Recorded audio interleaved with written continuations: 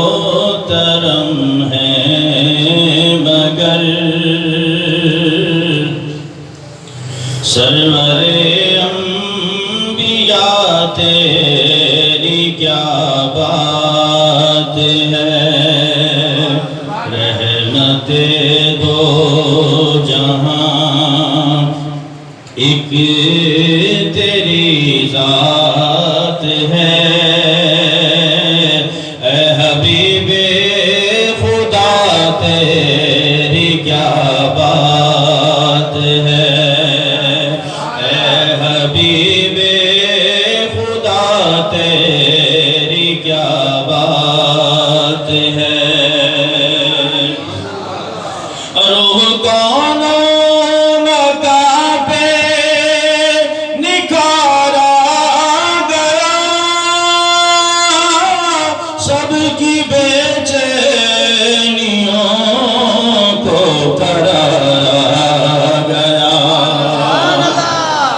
سب کی بے چینیوں کو قرارا گیا۔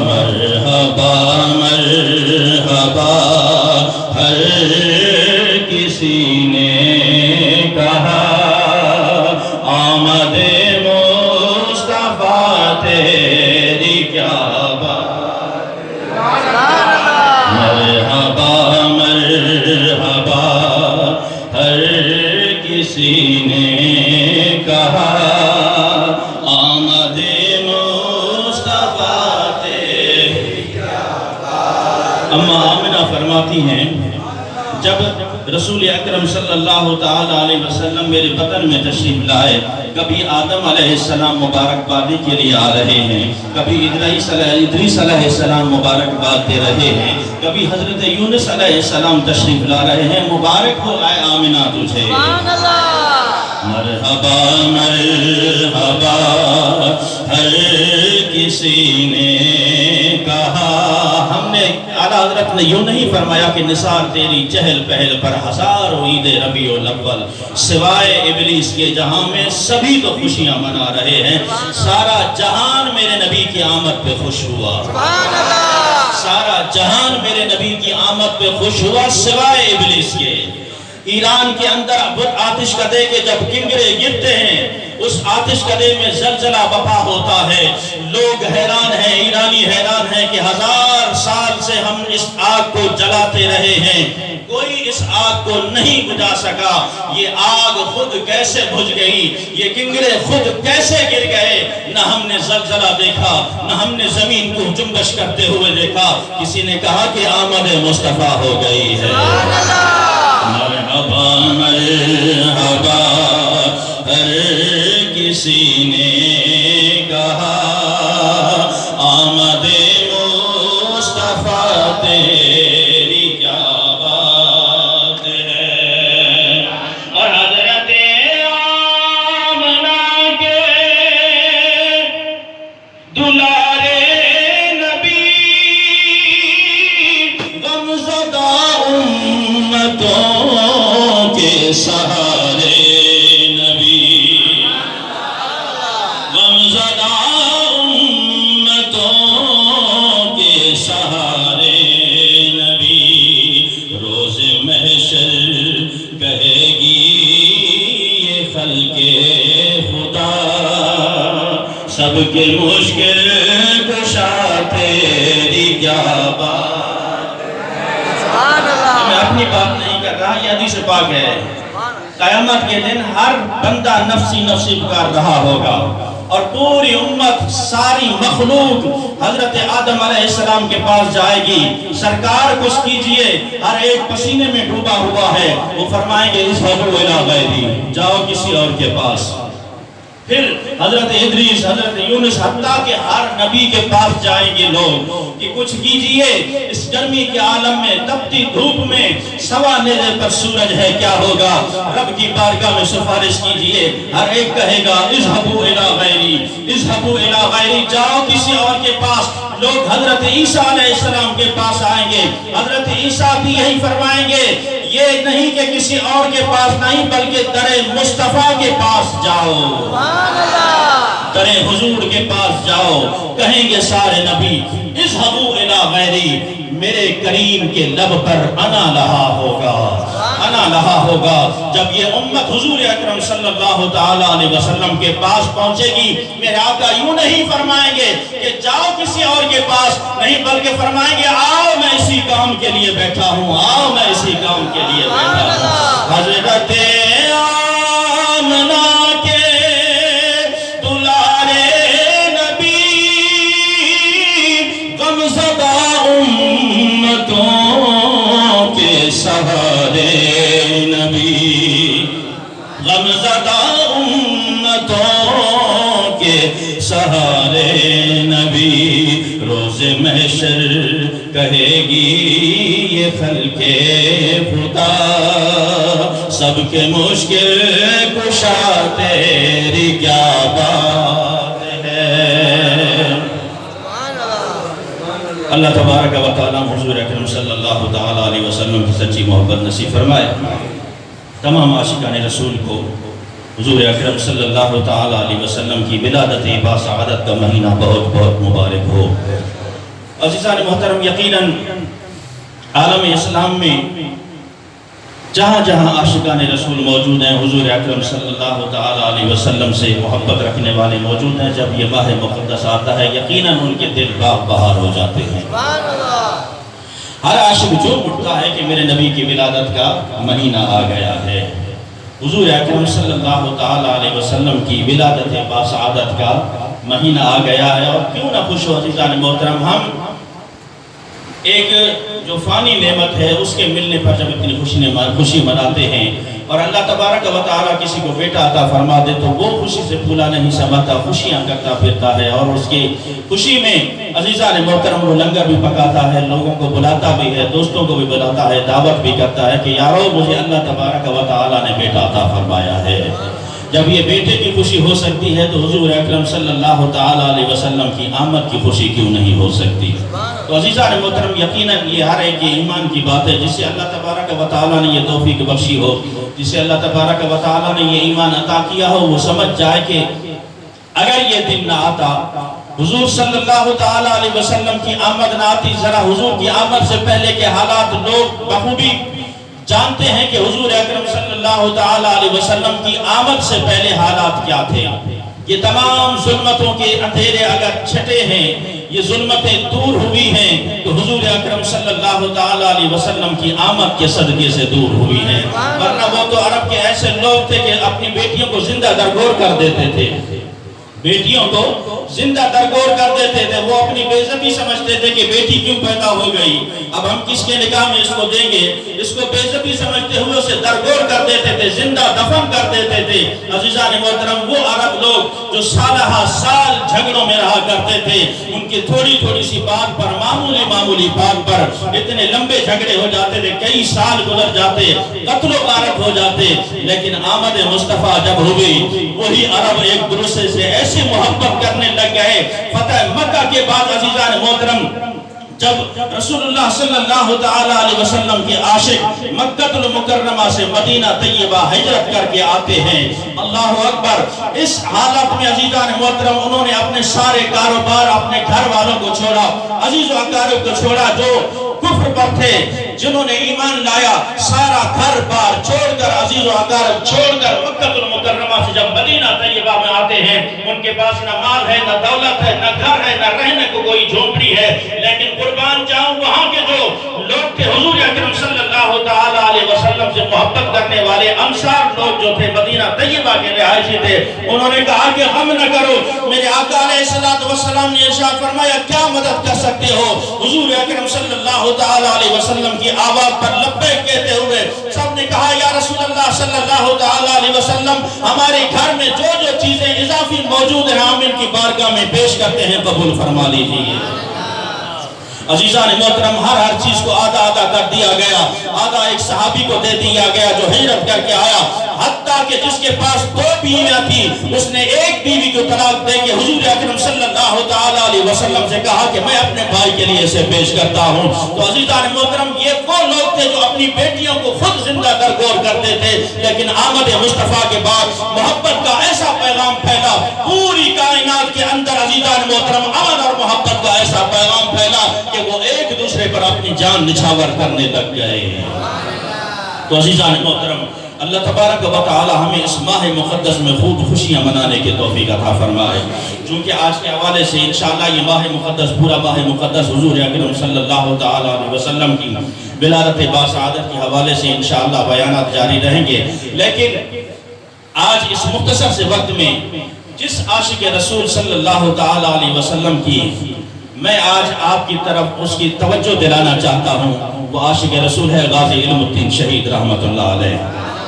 گزشتہ کل 31 اکتوبر گزری ہے، 31 اکتوبر غازی علم الدین شہید رحمت اللہ علیہ کی شہادت کا دن ہے۔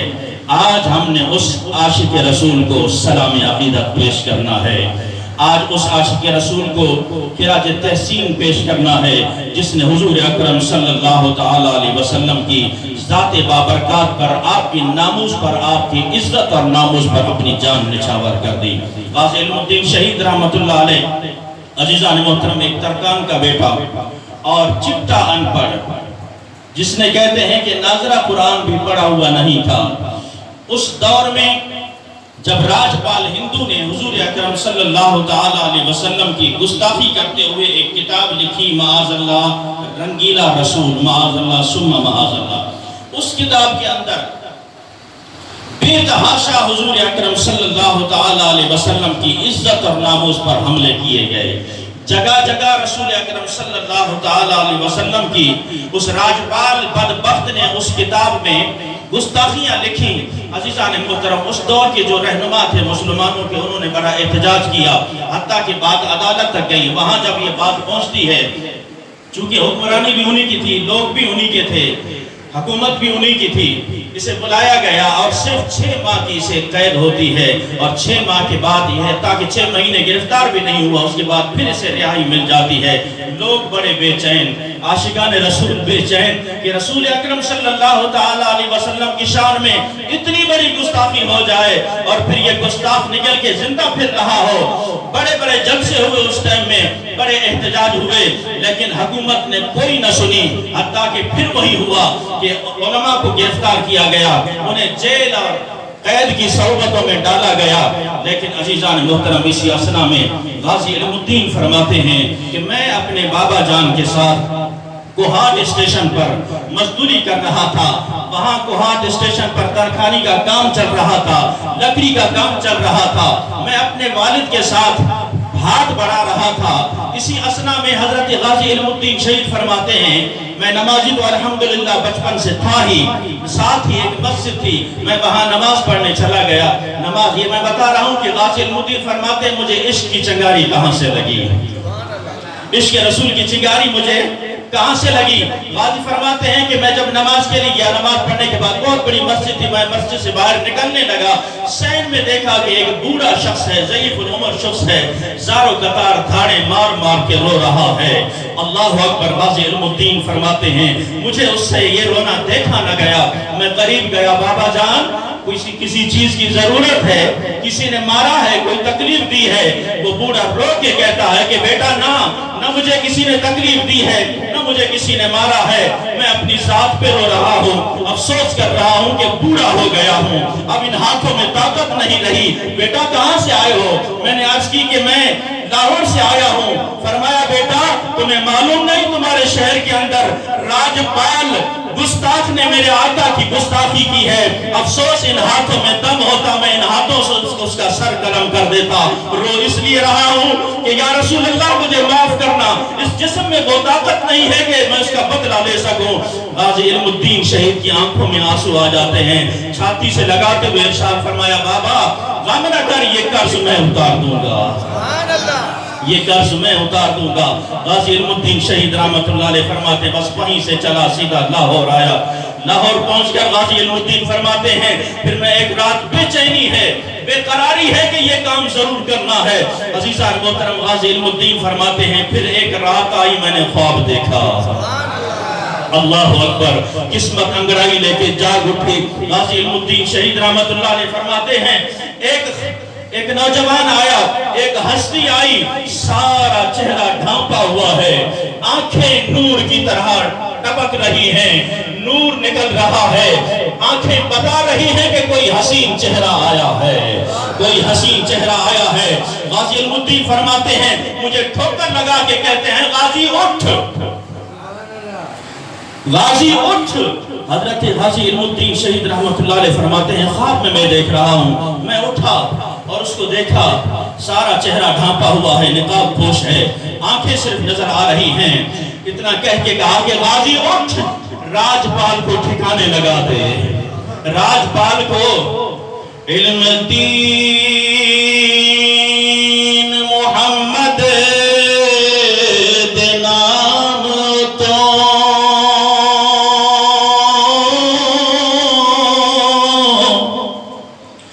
جند جان جوانی نو واریاں آفرین غازی تیرے حوصلے تو راجپال کم بخت نماریاں آفرین غازی تیرے حوصلے تو راجپال کم بخت نماریاں۔ غازی فرماتے ہیں اس نے کہا کہ اٹھ غازی، راجپال کو ٹھکانے لگا۔ جب میں اٹھا، غازی علم الدین فرماتے ہیں وہ بابا آگے دوڑ گیا، پیچھے پیچھے میں دوڑ رہا ہوں، بتا تو صحیح آنے والے تو کون ہے، ذرا اپنا چہرہ تو دکھا، حسین صورت تو دکھا۔ غازی علم الدین رحمت اللہ علیہ فرماتے ہیں میں پیچھے دوڑا، اتنے میں وہ غائب ہو گئے۔ پھر میری آنکھ کھلی، آنکھوں سے آنسو جاری ہے کہ آنے والا کون تھا، کیا پیغام دے رہا ہے۔ پھر دوسری رات آتی ہے، اب غازی فرماتے ہیں میں دعا کر رہا ہوں پروردگار آج رات یہ پھر میرے خواب میں آئے، آج رات پھر میرے یہ خواب میں آئے۔ غازی علم الدین فرماتے ہیں پروردگار آج یہ حسین صورت مجھے پھر دکھا دے، یہ پیغام دینے والا مجھے واضح طور پہ بتا دے۔ غازی علم الدین شہید رحمت اللہ علیہ فرماتے ہیں پھر وہ رات میں سویا، پھر وہی خواب آیا، وہ جوان آتا ہے، چہرہ ڈھانپا ہوا ہے، پھر مجھے ٹھوکر لگا کے کہتا ہے غازی اٹھ، چار راجپال کو ٹھکانے لگا۔ میں پھر دوڑا، بابا ٹھہر تو صحیح تو ہے کون؟ اس نے اتنا بتایا، اے غازی محمد الرسول اللہ نے تیری شہادت قبول کر لی ہے۔ مجھ سے پوچھنے والے بتا میں کون ہوں، تجھے یہ پیغام دینے آیا ہوں کہ میرے محبوب مدینے والے مصطفیٰ کی بارگاہ میں تیری شہادت قبول ہو چکی ہے۔ غازی علم الدین شہید رحمت اللہ علیہ فرماتے ہیں پھر میں اٹھا، آنکھوں سے آنسو جاری ہے، ماں کے پاس جاتا ہے، امی جان مجھے آج خرچی چاہیے۔ امی کہتی ہیں بیٹا تو نے آج تک کبھی خرچی مجھ سے نہیں مانگی، آج خرچی کس لیے طلب کر رہا ہے؟ عرض کی امی جان آج مجھے بہت ضروری کام ہے، مجھے خرچی چاہیے۔ میں نے ممی سے خرچی لی، جا کے تیز چرا لیا، اس کو سنبھال کے رکھا کہ راجپال ذرا دھیان رکھنا آج علم الدین آ رہا ہے۔ میں نے وہ چھڑا لیا، سیدھا اس دکان پہ پہنچا جس دکان پہ راجپال موجود تھا۔ وہاں دو گارڈ بھی سامنے کھڑے ہیں کیونکہ معاملہ مچ چکا تھا کہ راجپال کی حفاظت کرنا مسلمان مار دیں گے۔ غازی علم الدین فرماتے ہیں سامنے دو گارڈ بھی کھڑے ہیں، لیکن پھر کیا تھا، جب مدینہ والے مصطفیٰ سے منظوری ہو گئی، میں نے کہا یہ میرے سامنے کیا ہے، گھس گیا دکان کے اندر، پہلا وار کیا کہ راجپال تو نے میرے نبی صلی اللہ علیہ وسلم کی شان میں گستاخی کی ہے، دھیان رکھنا غازی علم الدین آیا ہے، آج تجھے ٹھکانے لگا کر ہی جاؤں گا۔ پہلا وار کیا، پھر دوسرا وار کیا، پھر تیسرا وار کیا، گارڈ جب سامنے آتے فرمایا ہٹ جاؤ ورنہ تمہیں بھی ٹھکانے لگا دوں گا۔ میں نے نبی کے گستاخ کو ٹھکانے لگایا ہے۔ علم الدین محمد دے نام تو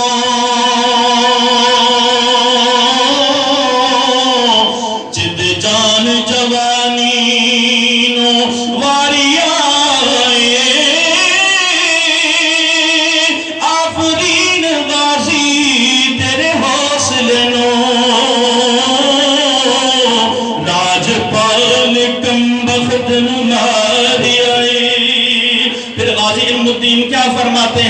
پھر میں اس کی دکان سے باہر نکلا، بھاگا نہیں بلکہ انگڑائی لے کے میں نے کہا یا رسول اللہ دیکھ لے میں نے تیرے گستاخ کو ٹھکانے لگا دیا ہے۔ اے بابا رونے والے گواہ رہنا، میں نے تیرا قرض اتار دیا ہے، آج نبی کے گستاخ کو میں نے ٹھکانے لگایا۔ غازی فرماتے ہیں سامنے ٹوٹی لگی ہوئی، میں نے وہ خنجر خون آلود جو راجپال کے پلید خون سے آلود تھا، آرام سے میں نے اسے دھویا، جا کے تھانے میں کہا کہ میں نے گستاخ کو ٹھکانے لگایا ہے۔ وہ غازی علم الدین شہید رحمت اللہ علیہ۔ عزیزان محترم پھر کیا ہوتا ہے؟ انگریز کی حکومت ہے، انگریز کی حکومت ہے، غازی صاحب گرفتار ہو جاتے ہیں، پھر مقدمہ چلتا ہے۔ اللہ اکبر! آج لوگ کہتے ہیں کہ معاذ اللہ غازی نے قتل کیا، اور جو لوگ پاکستان کو سیکولرزم بنانا چاہتے ہیں اور قائد اعظم محمد علی جناح رحمت اللہ علیہ کی سوچ کو اس سوچ سے ملانا چاہتے ہیں، میں بتانا چاہتا ہوں حضرت قائد اعظم محمد علی جناح خود غازی علم الدین سے جیل میں ملنے کے لیے تشریف لے گئے اور کہا کہ غازی صرف ایک مرتبہ کہتے کہ یہ قتل میں نے نہیں کیا۔ اللہ اکبر! غازی چٹان پر اردو بولنا بھی نہیں آتی، کہا کہ میں نے اردو نہیں آتی، پنجابی جو بول، میں نے سمجھا تیری گل پنجابی جو بول کی کہہ رہے ہیں۔ قائد اعظم نے کہا میں اے کہہ رہا تو ایک باری کہہ دے کہ میں قتل نہیں کیتا، ایک باری کہہ دے کہ میں قتل نہیں کیتا۔ اللہ اکبر! غازی علم الدین شہید رحمت اللہ علیہ فرماتے ہیں اے بابا آنے والے زندگی میں جج کا کام تو یہ ایک ہی کیا ہے، ڈاو کا کام تو یہ ایک ہی کیا ہے، اب اس کے لیے انکار کر تو نہیں، میں اپنی موت تو قبول کر سکتا ہوں، پھانسی کا پھندہ تو قبول کر سکتا ہوں، لیکن انکار نہیں کر سکتا، میں علل اعلان کہہ رہا ہوں کہ میں نے راجپال کو مارا ہے، میں نے راجپال کو مارا ہے۔ غازی علم الدین شہید رحمت اللہ علیہ عزیزان محترم جیل کی کال کوٹھڑی میں بند ہیں۔ جب انگریز کو پتہ لگا کہ بہت بڑے جلسے جلوس ہو رہے ہیں اور انہوں نے کہا کہ لگتا ایسا ہے کہ مسلمان جیل کا تالا توڑ کر غازی علم الدین کو نکال کر لے جائیں گے، پھر آپ کو لاہور جیل سے میاں والی جیل شفٹ کیا گیا۔ جب آپ وہاں جانے لگے، میاں والی شہر میں ایک مجذوب رہا کرتا تھا، درویش رہا کرتا تھا جو کبھی نہیں بولا زندگی بھر، جب غازی صاحب کے آرڈر لاہور سے میاں والی ہوتے ہیں، وہ مجذوب روڈوں پر جھاڑو دے رہا ہے، چھڑکاؤ کر رہا ہے۔ اللہ اکبر! لوگوں نے کہا کہ بابا یہ کیا کر رہے ہو؟ آج بڑی صفائیاں کر رہے ہو، اسٹیشن سے لے کر پورے روڈ کو دھو رہے ہو۔ کہا تمہیں معلوم نہیں کہ آج عاشق رسول کی آمد ہے، آج عاشق رسول کی آمد ہے۔ بابا تو بات نہیں کرتا تھا، بول نہیں سکتا تھا، فرمایا ہاں تم سے نہیں بول سکتا لیکن عاشق رسول کے لیے تو بول سکتا ہوں، غلام رسول کے لیے تو بول سکتا ہوں، جس نے نبی کی عزت اور ناموس پہ جان دی ہے اس کے لیے تو بول سکتا ہوں۔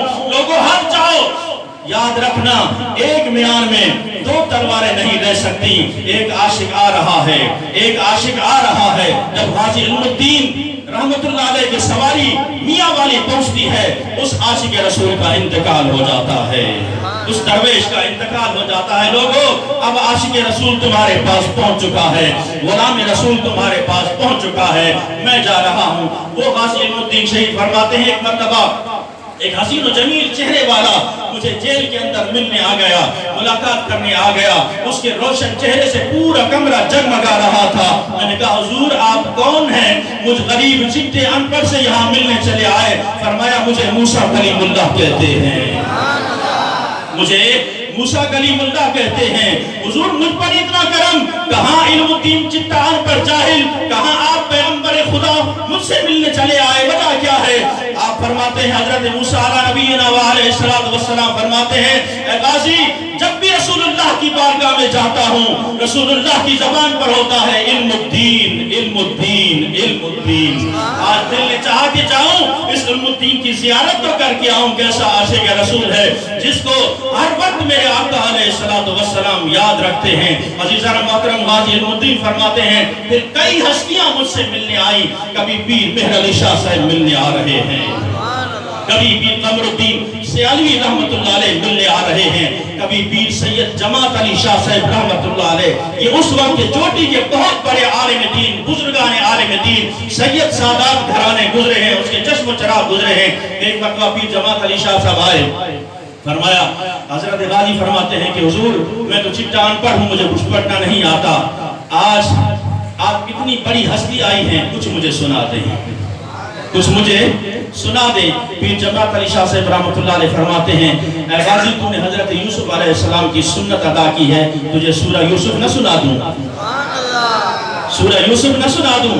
حضرت پیر سید جماعت علی شاہ صاحب رحمۃ اللہ علیہ نے سورہ یوسف پڑھنا شروع کی، پڑھتے پڑھتے حضرت پیر سید جماعت علی شاہ صاحب رحمۃ اللہ علیہ کی آنکھوں سے آنسو جاری ہو گئے، ہچکیاں بند گئیں، دھاڑے مار مار کے جب رونے لگے، اس میں ایک زبر سے کی غلطی ہو جاتی ہے۔